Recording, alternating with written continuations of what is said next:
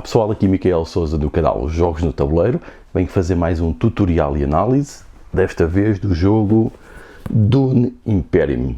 Um jogo que tem sido muito popular e tem ido muito à mesa entre muitos jogadores e jogadoras. Mas vamos ver primeiro como se joga e depois voltamos aqui para falar sobre o jogo.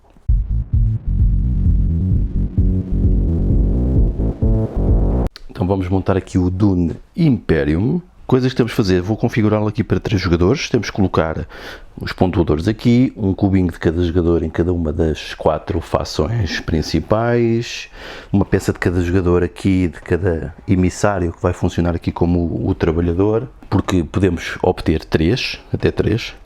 Depois vamos aqui aos baralhos de conflitos e fazemos um baralho para jogo com um conflito nível 1, 5 nível 2 e 4 de nível 3. Colocamos aqui as cartas de intriga, pode ser aqui de lado, por exemplo, em espera. Os marcadores de poder militar aqui em baixo. Damos um baralho inicial a cada jogador com estas 10 cartas. Todos os jogadores começam com as mesmas cartas. Distribuímos as cartas, estas 3 estão sempre em jogo. Podemos ir comprar e aquelas 5 são obtidas aleatoriamente ali daquele baralho, que vão estar sempre a surgir e vão ser as cartas do nosso chamado Deck Builder, a construção de baralhos. Cada jogador vai receber uma destas fações. Existem todas estas ligadas ao universo Dune e cada fação vai ter a sua habilidade especial. Por exemplo, jogar com esta fação. Cada jogador recebe os seus 2 emissários e uma água. De notar que os jogadores começam com 3 tropas cada um aqui nos seus quartéis, nos headquarters. E o jogo, podemos dizer que está basicamente pronto para começar. Os jogadores vão jogar por ordem e o jogo no máximo, ordem de turno, vai passando o marcador de jogador a jogador quando acaba uma ronda. O jogo vai ter no máximo 10 rondas, mas pode acabar antes se algum jogador chegar a 10 no final dessa ronda. Depois vamos fazer a pontuação global final e vamos ver quem ganha. Portanto, o jogo pode acabar mais cedo do que as 10 rondas iniciais, se algum jogador passar dos 10 pontos de vitória. Estes símbolos, estes planetas dourados, lá está, está ali no marcador, são os pontos de vitória e nós podemos obtê-los de diversas maneiras e vai ser esse o objetivo do jogo, vai ser obter pontos de vitória. O jogo vai ter uma estrutura que até está aqui, portanto ele também aqui tem boas ajudas para nos, lá está, ajudar a jogar. Começa o turno e então os jogadores vão tirar 5 cartas. Os jogadores vão tirar 5 cartas do seu baralho, vão ver e então vão começar a planear. Vão olhar para as cartas, vão ver o que é que vão fazer. Como é que funcionam as cartas? As cartas têm todas a mesma estrutura. Todas têm, ou podem não ter, mas normalmente têm aqui um símbolo do lado. Estão a ver? Vamos buscar aqui outras para... Temos o caso desta, que é uma carta excepcional, que tem todos os símbolos. Portanto, existem 7 símbolos diferentes que estão associados a localizações no tabuleiro. As cartas têm os símbolos de lado e depois têm, para além da ilustração e do nome, têm 2 secções. Aqui este cinzento claro e esta aqui com este fundo espacial. Portanto, estão a ver, estão aqui símbolos diferentes. E o jogo vai ter, cada ronda vai ter duas etapas, em que a primeira está associada, que é a parte cinzenta, à alocação de emissários, ou seja, de trabalhadores, e a segunda vai estar associada à parte de compra de cartas para o baralho e à parte de conflito final de ronda. No início da ronda revela-se aqui o evento de conflito e isto vai determinar alguns pontos de vitória ou outros benefícios que estão em jogo. O jogo tem 3 tipos de recursos, tem créditos, ou seja, dinheiro, tem o Spice, que é a especiaria que se pode obter em Dune, daí toda a justificação da trama, e a água, que também é uma coisa essencial para podermos viver. Os jogadores têm as suas 5 cartas e vão decidir o que fazer com elas. Se vocês repararem, todas as localizações, e todas estas caixas são localizações, têm símbolos. Todas elas têm sempre símbolos. Ou símbolos de fação, ou os símbolos mais generalistas, aqui o triângulo, o círculo e o pentágono. Todos os sítios têm isso. O que quer dizer que eu, quando quero jogar trabalhadores emissários, vou ter que corresponder os símbolos às localizações para as poder jogar. E isto é um dos mecanismos principais aqui do jogo e a tal combinação deck builder com o worker placement, ou seja, a gestão de baralhos com alocação de trabalhadores. Então, eu tenho 2 trabalhadores, começo, portanto vou poder fazer no máximo 2 ações de alocação de trabalhadores, mas não é obrigatório que as faça todas. Posso não fazer e passar.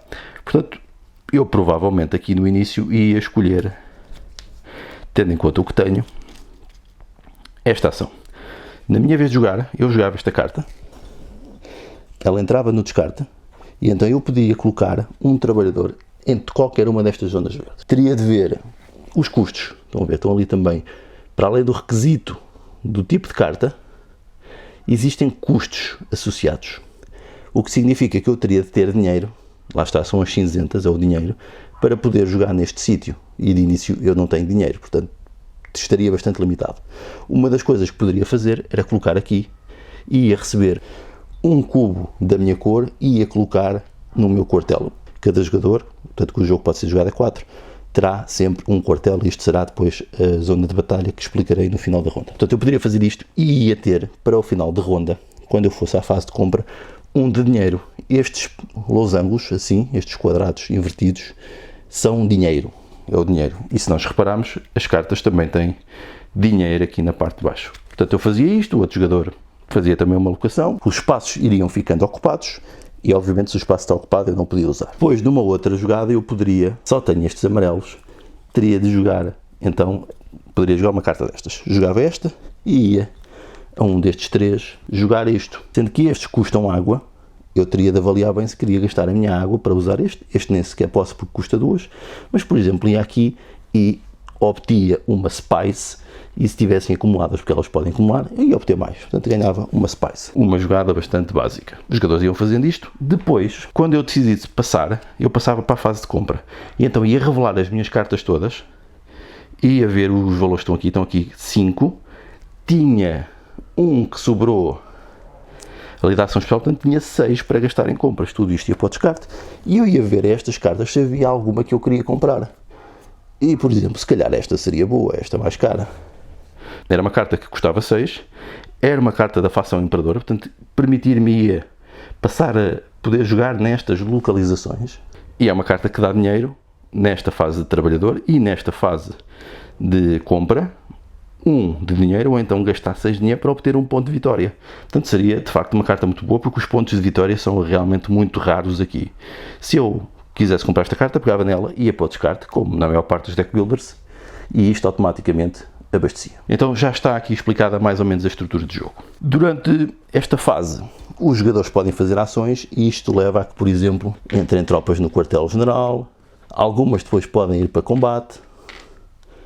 Vamos imaginar que estava qualquer coisa assim deste género. E que eu, na minha mão, quando tinha revelado os valores, imaginamos que eu tinha revelado isto e não as outras cartas.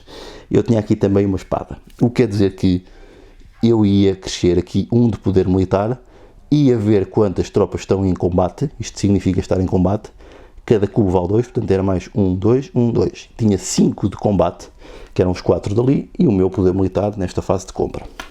Isto porquê? Porque isto acontece sempre no final de cada turno, ou seja, eu tinha feito a minha ação as minhas ações de alocação de trabalhadores, as minhas ações de compra, de ver o poder militar, ia esperar que todos os jogadores fizessem todas as ações, no final isto ia dar aqui uns valores, sei lá, qualquer coisa assim do género, imaginemos, e então no final da ronda os jogadores ainda tinham a possibilidade de jogar cartas de combate. Porquê? Porque aqui nas cartas de intriga nós podemos ganhá-las de várias formas. Algumas são cartas que podemos usar durante o jogo, mas outras, aqui a vermelho, são cartas de combate. Isto quer dizer que os jogadores, por ordem, podem querer jogar estas cartas que vão fazer aumentar o poder militar. Existem aqui várias, estão a ver, algumas custam recurso, outras estão diretamente, e isto pode ser uma maneira de contenção, mudar aqui o sistema de conflito. Portanto, os jogadores podem jogar estas cartas em qualquer momento. Há aqui delas que, por exemplo, como estas, quando dizem plot, quer dizer que podem ser jogadas em qualquer momento durante o jogo e fazem aquele efeito. Por exemplo, este efeito era subir 1 de influência nesta facção, era uma possibilidade, mas havia muitas outras, não recursos. Existem também aqui umas para o endgame, para o final do jogo, que dão pontos se tivermos certas coisas, certas cartas, certos requisitos, mas depois existem aqui outras de combate também, que são estas que influenciam o combate. Neste caso, se o combate por acaso acabasse assim, eu então ia ver, o primeiro jogador era o vermelho, ia ganhar 1 ponto de vitória. o segundo jogador, que era o azul, ia ganhar. Então, uma tal carta destas, de intriga, 2 de dinheiro, e o terceiro jogador ia ganhar só 2 de dinheiro. E isto tudo era limpo do final. Os que estão nos quartéis permanecem para as outras rondas. E basicamente íamos fazer isto durante vários turnos, e isto ia mudando, iam mudando os bónus de combate, e os pontos iam sendo acumulados. Quem tivesse 10 acabava. Pronto, isto para dar aqui um aspecto global do que é o jogo. E então vou começar então a explicar as ações particulares, porque agora parece-me que faz tudo muito mais, ou pode fazer tudo muito mais sentido. Vou passar a explicar as ações isoladas, cada uma delas. Por exemplo, aqui eu podia colocar a minha peça aqui no conselho e teria sempre 2 de dinheiro até ao final do jogo para poder gastar em compras. Aqui eu teria acesso a esta peça. Para já, quando tem aqui o símbolo verde, eu ia buscar mais uma carta para poder jogar nesse turno. Ficava com este trabalhador, e este trabalhador é um trabalhador adicional que pode ir em qualquer localização, desde que livre, obviamente, mas é um trabalhador que temos só para aquele turno.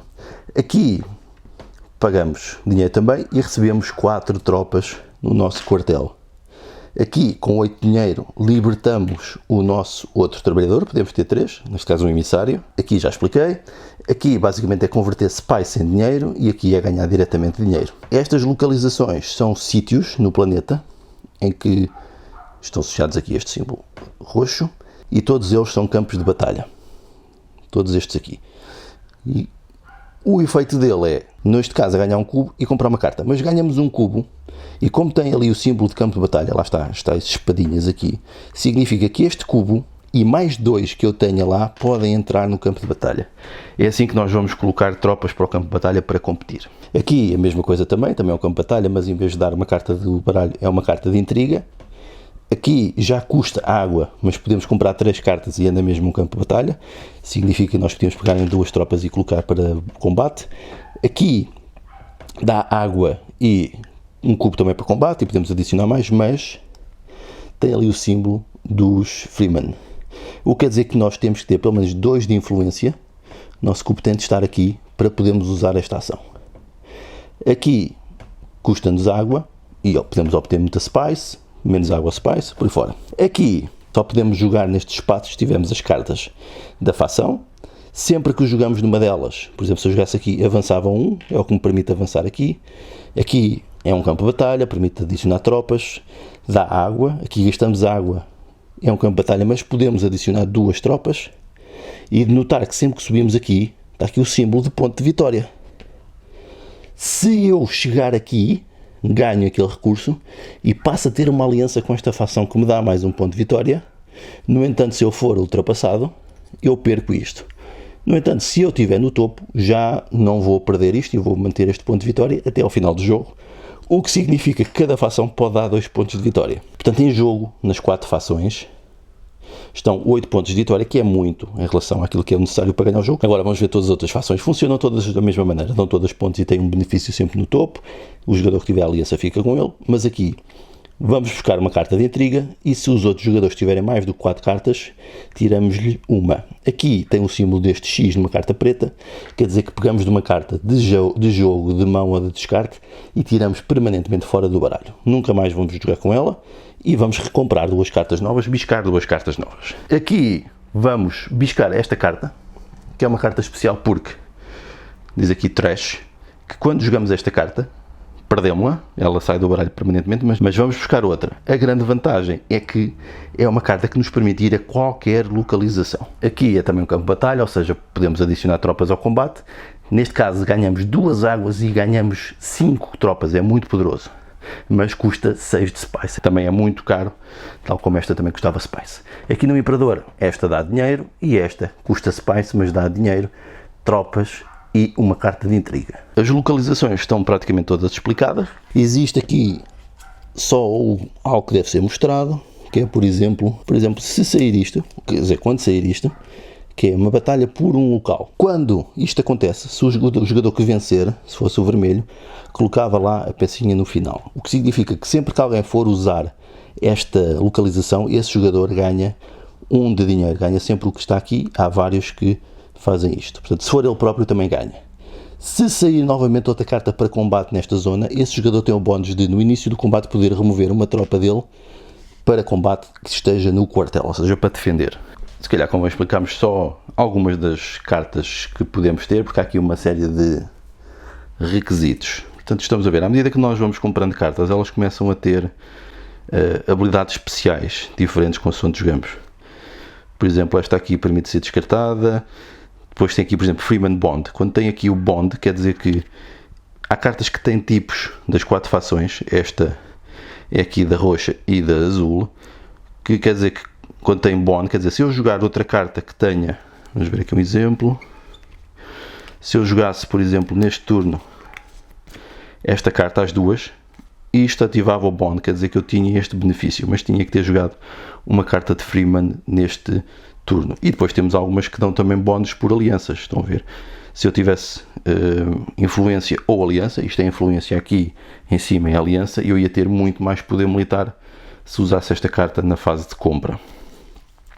Então temos aqui cartas que fazem sinergia umas com as outras, temos muitas habilidades especiais, temos aqui o símbolo de comprar cartas, o símbolo de descer em fações para subir noutras, o remover as cartas de jogo para ter habilidades, outras habilidades especiais que condicionam no tabuleiro, efeitos de aliança, cartas que permitem adicionar combate ao jogo, cartas que dão dinheiro. Portanto, temos aqui mesmo cartas que dão cartas de intriga, temos muita coisa para fazer sinergia com o nosso baralho, sendo que algumas delas têm realmente fações e podem fazer sinergia umas com as outras. E elas estão sempre a ser removidas e sempre a ser adicionadas. De notar que a nossa fação, ainda não expliquei isso, tem sempre uma habilidade especial. Por exemplo, neste caso posso ver a carta do topo do meu baralho e existe aqui a carta com o sinete, com este anel, que quando usamos essa carta vamos fazer a habilidade especial da nossa fação. No meu caso era comprar uma carta. Essa carta de sinete é esta, que está aqui, estão a ver? Cada fação depois tem uma habilidade totalmente diferente. Portanto, a mesma carta ativa é essa fação, a habilidade dessa fação. Uma coisa importante para recordar também, aqui a ordem de turno. Portanto, o turno começa revelando aqui as cartas de combate, depois os jogadores jogam, e é aqui que convém esclarecer uma coisa. Os jogadores jogam ou os seus trabalhadores em conjunto com as cartas, ou então depois passam de jogar os seus trabalhadores, que são os emissários, e passam para a fase em que jogam as cartas para poder comprar novas cartas. E só depois de todos os jogadores fazerem isto, ou seja, pode haver jogadores a jogarem de emissários e outros a jogar as cartas para comprar e para ajustar o poder de combate, é que depois de todos fazerem isto, eles podem andar a fazer uma coisa ou outra, sendo que depois de começar a gastar as cartas para comprar, já não podemos voltar a jogar trabalhadores, os emissários. Depois de todos fazerem isto, e podem ter que ficar à espera que os outros jogadores acabem o seu turno, então se dá-se a fase de combate e depois então a fase de ajuste, onde os sítios onde não foram usados recebem aqui mais spice e depois recolhemos tudo. Como na maioria dos deck builders, quando gastamos as cartas da mão, ou seja, por turno biscamos 5, compramos 5, vão para o descarte e no próximo turno não podemos guardar cartas na mão, elas são todas descartadas, mesmo que não as consigamos usar numa fase ou noutra. Então no próximo turno vamos buscar mais 5. Quando se esgotar aqui o baralho, obviamente baralhamos o descarte e voltamos a colocar aqui para ir buscar cartas até ficarmos com as 5 na mão.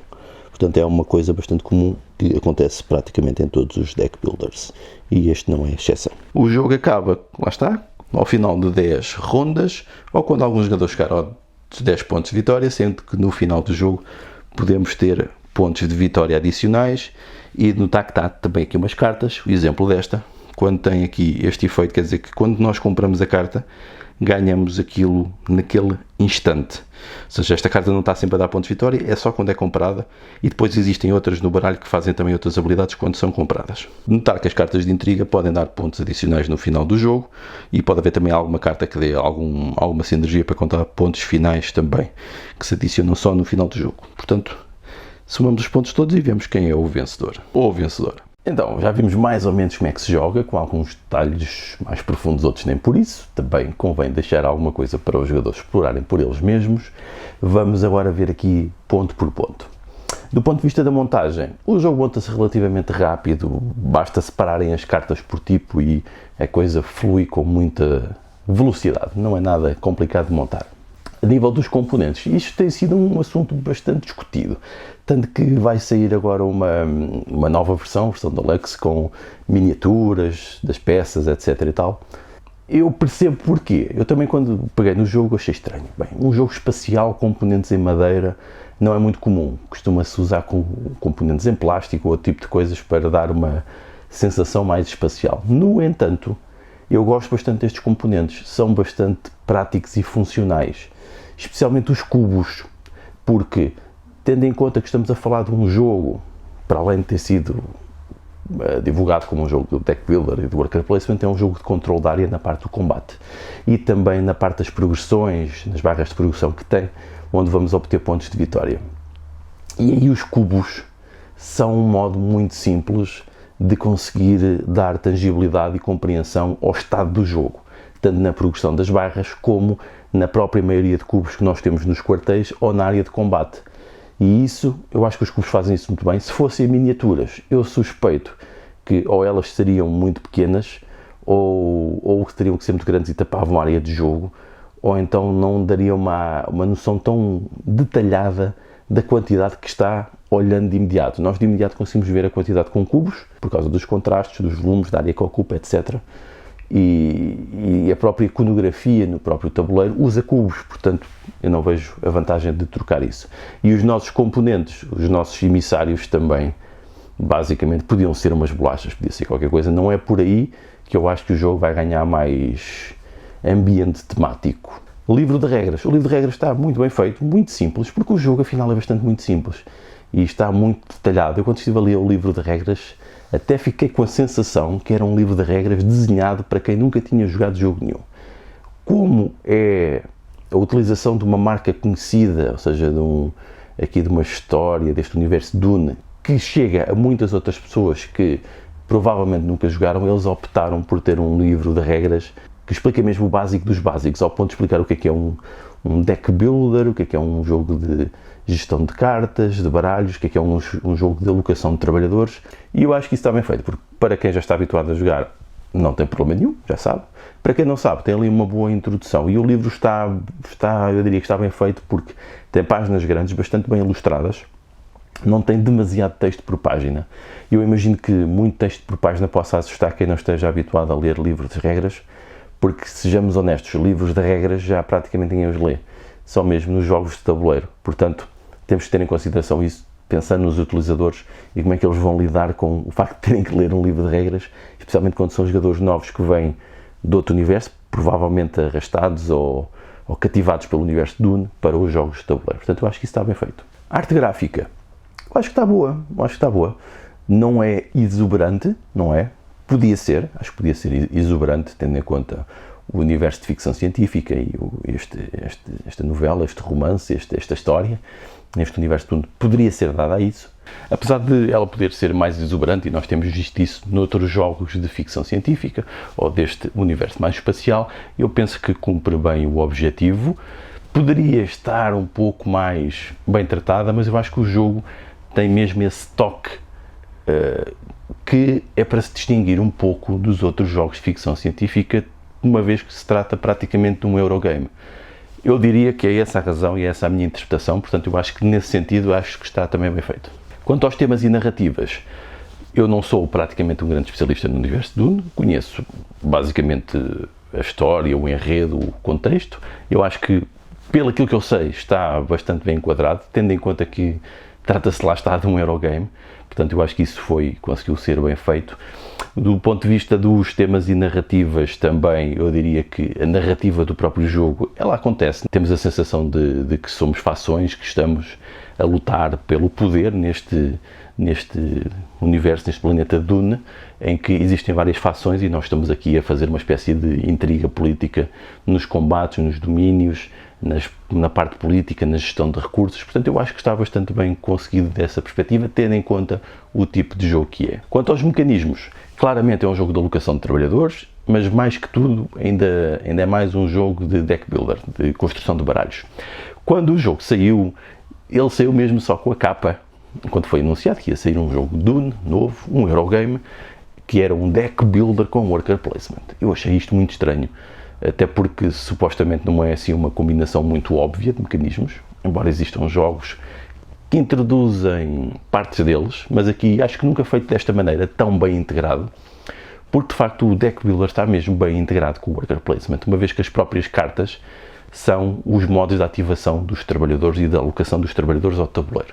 E tudo está muito bem combinado, com excelentes sinergias. E para além disso tem também aqui os mecanismos de barras de progressão, que são muito importantes neste jogo para criar atenção nos pontos de vitória, especialmente nas fações, porque os pontos de vitória, especialmente nas alianças com as fações, que podem dar pontos, e o jogo tem poucos pontos, podem determinar bastante o resultado do jogo, e os jogadores vão competir por essas interações e por tentar estar mais à frente do que os outros. E nestes mecanismos também tem a parte do controle da área, ou seja, a maioria nos combates. Isso também acho que está muito interessante e vai buscar mesmo da essência dos Eurogames, que têm estes mecanismos. Lá está, com os tais cubos até, eles até assumiram os próprios cubos, eu acho que isso é muito interessante. Eu acho que os cubos são mesmo para manter, porque é uma demonstração de que os cubos podem ter sentido e podem ter um enquadramento temático até no próprio jogo. Eu acho que isso está bastante bem feito. Portanto, tem aqui uma série de mecanismos de Eurogame, que hoje em dia também já não há tanto essas distinções. Portanto, nós estamos a ver os mecanismos a serem explorados em todo o tipo de jogos, com sucesso, e ainda bem. Porque essa parte, a grande parte da inovação dos jogos novos, destes jogos que nós chamamos de jogos de tabuleiro modernos, são mesmo os mecanismos e o modo como conseguimos fazer coisas novas e gerar novas experiências com eles. Portanto, eu acho que isto aqui também está muito bem feito, excelentes mecanismos, normais que nós já vimos, nada de inovador, mas inovador no forma como foram conjugados entre si. Quanto à duração, o jogo, eu diria que podemos jogá-lo numa hora e meia, duas, depende da quantidade de jogadores. Portanto, depende se joguem em solo, se joguem até 4.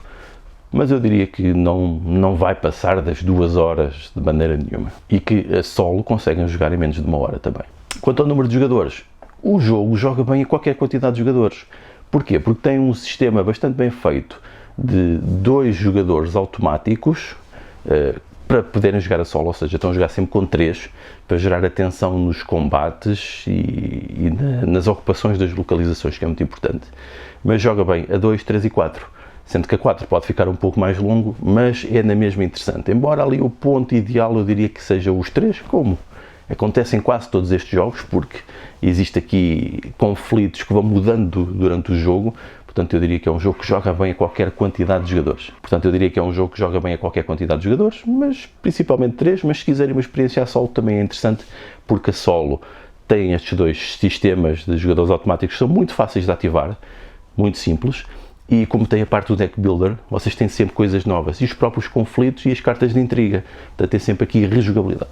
Quanto às interações entre os jogadores, para um jogo que é um deck builder e um worker placement, eu acho que tem alta interação entre os jogadores. Do worker placement tem sempre a interação do bloqueio das localizações, que é uma coisa normal. Do ponto de vista do deck builder, normalmente é um mecanismo que não tem mais interações do que aquelas de quem vai primeiro às cartas comprar, que aqui tem uma parte interessante no jogo, porque quando um jogador decide não fazer a sua, por exemplo, não tem mais os trabalhadores emissários para alocar, passa automaticamente para a fase de compra de cartas, o que significa que os jogadores podem comprar as cartas primeiro do que os outros, podem optar por não jogar até aos trabalhadores para irem diretamente às cartas para buscar uma carta que queiram muito, e isto é uma boa interação porque dá realmente decisões aos jogadores de como é que querem construir o seu próprio jogo, sem ser demasiado ritmado, apesar de ter os turnos bastante bem definidos com aquelas sequências todas. E isto é uma interação interessante entre os jogadores. E depois tem as interações óbvias das cartas de intriga que às vezes dão danos aos outros ou roubam coisas, e tem as interações nos combates, que é a parte que eu acho que é mais interessante e gera alguma tensão entre o jogo, porque os prémios dos combates são interessantes, e pode ser realmente uma boa forma para distinguir entre a vitória entre os adversários. E o facto de ser uma corrida após 10 pontos também ajuda a acelerar o jogo, com pontos que são difíceis de obter, gerando ainda mais tensão e interação. Quanto à estratégia e tática, eu diria que o jogo tem ambos, porque tem, do ponto de vista um elemento tático que depende daquilo que está acontecendo no jogo, por exemplo, do tipo de cartas de combate que existem, da vossa capacidade de, no momento com as cartas que vos saem, conseguirem fazer coisas, dos locais que abrem no tabuleiro para vocês jogarem os emissários, por exemplo, também do poder de força dos outros jogadores no combate. Portanto, vocês vão ter que tomar decisões táticas, mas convém que tenham também uma grande estratégia de fundo para o modo como se constrói o vosso baralho e para a abordagem que vão fazer. Se vão ir mais para uma facção, se vão distribuir por todas, se vão tentar dominar os territórios, se vão ir para uma via mais economicista ou para uma mais bélica. Portanto, têm esses tipos de decisões que vocês podem tomar que podem ser consideradas estratégicas. Quanto à complexidade, eu acho que o jogo não é muito complexo. É relativamente fácil de ensinar, de explicar. Se estiverem habituados a estes mecanismos, é quase direto, não custa nada. É uma reimplementação de muitas coisas que já existem. Se forem novos, claro que vão ter alguma dificuldade em entrar nisto, especialmente o Deck Builder, que é sempre um mecanismo mais complicado para quem não está habituado, porque tem que ter uma noção de probabilidades da saída de cartas, a noção de que o baralho tem ciclos e conseguir compreender os ciclos e as sinergias entre cartas. Mas, no entanto, eu acho que o jogo é relativamente simples, explica-se bem, explica-se rapidamente e joga-se também rápido e de imediato estão a perceber o jogo. Provavelmente, quanto à curva de aprendizagem, podem não perceber logo exatamente todos os potenciais no primeiro jogo, mas eu diria que já vão jogar de um modo mais ou menos competitivo, porque lá está, não tem assim tantas novidades no modo como se executa, é mais o modo como elas estão combinadas entre si. Só que uma nota adicional sobre a complexidade do jogo, de notar que para além da complexidade associada ao Deck Builder, nós temos aqui também a complexidade associada ao facto de as localizações dos trabalhadores, os ícones têm de corresponder às cartas. Portanto, isto é uma complexidade adicional e pode fazer com que, se não planearem bem e não construírem bem o vosso baralho, também podem ter algum azar nas cartas que biscam para o turno, que são sempre as 5, mas vocês podem arranjar maneira de comprar mais cartas, ou seja, buscar mais cartas ou então até fazer a tal reciclagem e descartar cartas do baralho, removê-las e ter novas. Isto pode ser complicado porque se não combinarem os símbolos com os tipos, com as localizações onde querem ir, ou seja, os símbolos das cartas com os trabalhadores que têm disponíveis, isto é complexidade adicional para planear. E depois é uma interação também interessante porque se vocês não fizerem isto primeiro, os outros jogadores podem ocupar primeiro os lugares e depois vocês já não os têm disponíveis.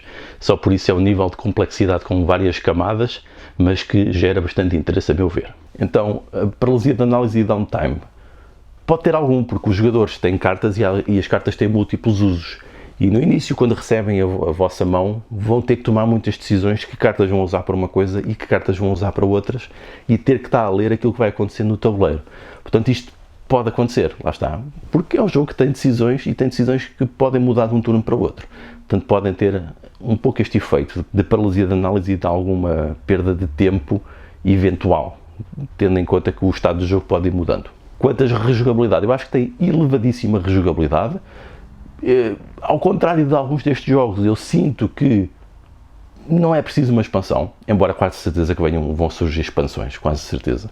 Até porque basta adicionar cartas e outros elementos paralelos de tabuleiros modulares, é relativamente simples, mas eu não sinto que precise, efetivamente, porque as cartas são todas diferentes, que compramos do baralho, as cartas de intriga também há muitas, e os próprios combates, as cartas de combate também há bastantes para escolher e que saem de modo diferenciado. Portanto, tudo isso torna o jogo com elevada rejogabilidade, ao ponto de ser também um bom jogo para jogar a solo, porque até para solo tem boa rejogabilidade.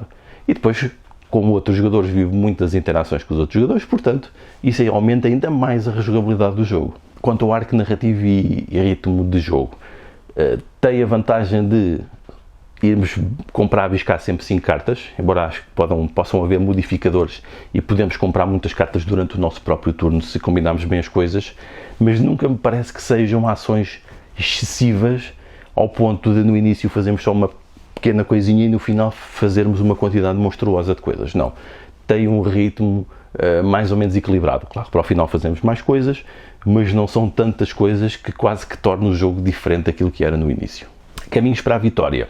Eu diria que existem vários, mas no fundo é uma coleção de pontos. Vamos tentar arranjar pontos onde for possível, podemos tentar fazer um final mais rápido, mais longo, guardar alguns pontos para a pontuação final. Temos essa possibilidade, o jogo também permite isso. E acho que é possível fazer pontos de estratégias mais bélicas, estratégias mais económicas, certas combinações que nós possamos ter de cartas que nos ajudam a combinar, lá está, as cartas entre si e outros elementos com outras sinergias que nos ajudam a criar pontos de vitória. Portanto, eu diria que tem todas essas possibilidades. Inovação. Quanto à inovação, Eu acho que a inovação aqui foi a capacidade de pegar num tema, um tema forte, muito consolidado, com muitas pessoas a adorar este universo Dune, combiná-lo com os mecanismos e as estéticas dos Eurogames e criar aqui um novo produto que sabe algo familiar no sentido de coisas que nós já vimos, não familiar de coisa de um jogo para jogar em família, embora possa ser, obviamente, mas a grande inovação é esta combinação perfeita, está uma combinação muito boa entre os mecanismos, entre as dinâmicas, entre as estéticas, entre as interações entre os jogadores, criando um todo coerente. Eu acho que isso é a principal inovação deste jogo. Quanto ao preço, tendo em conta que o jogo não tem muitos componentes, não tem muitas coisas, seria de esperar um preço baixo, sendo que tem uma marca associada a sendo que é uma marca conhecida, obviamente que os preços crescem, mas no entanto eu acho que conseguem comprar o jogo por cerca de 40 euros e para um jogo deste preço nos dias de hoje, 40 e tal, é um preço muito bom para um jogo com este nível de rejogabilidade e com este nível de qualidade. Portanto, eu acho que o preço está perfeitamente adequado, especialmente quando compararmos com outros. Então pronto, estas foram as minhas notas, a minha análise deste jogo. Eu gostei muito deste jogo. Foi um dos jogos recentes que eu joguei, dos que eu gostei mais. Provavelmente será um dos melhores do ano para mim. Eu gostei de jogar a todas as contagens de jogadores, especialmente a 3 e a 1 e a solo. Portanto, é um jogo que eu recomendo altamente, vivamente, e estou também curioso para saber a vossa opinião, se acham que realmente este jogo vale a pena, se concordam comigo, ou se podem achar que realmente não interessa. Portanto, fico curioso e vamos conversando, vemo-nos por aí e espero que possamos jogar em breve um dia destes. Então vá, adeus!